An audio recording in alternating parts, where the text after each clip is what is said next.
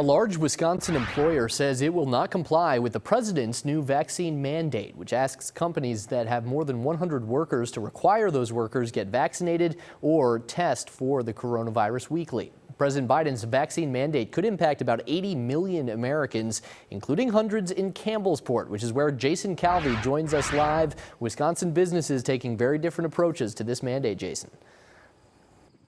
That's right, Carl. Here at Drexel Building Supply, they sell things like lumber, windows, and doors. The boss here says he will not require his employees to get vaccinated. He says a weekly COVID test would be too much of a burden, but some Wisconsin businesses like Northwest Mutual are already requiring their employees prove they're vaccinated before going inside the building. And we recently saw Milwaukee and Milwaukee Public Schools announce their own requirements. Drexel Building Supply's 650 workers are called team members.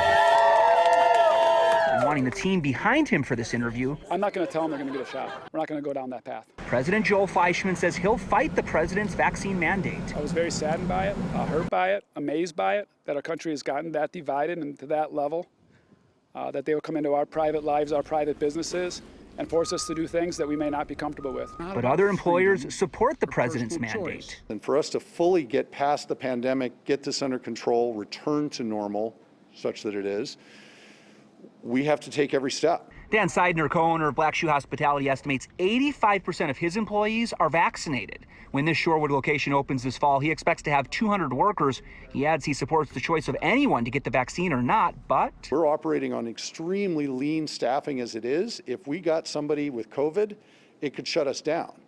Shut down, we lose a week, 10 days of business. It's just not tenable. We put ourselves in a position of being out of business. Back in Campbellsport, a different industry, a different county, a different viewpoint. You need people to stand up and say enough is enough, that the science is there, yes, but it's also your right to choose. At the end of the day, it's likely the courts will decide if the president's proposal is legal and constitutional.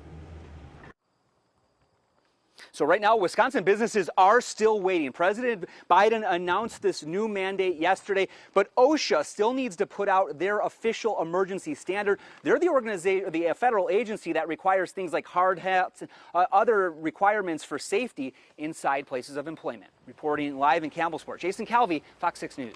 A lot of court battles ahead. Jason, thank you very much.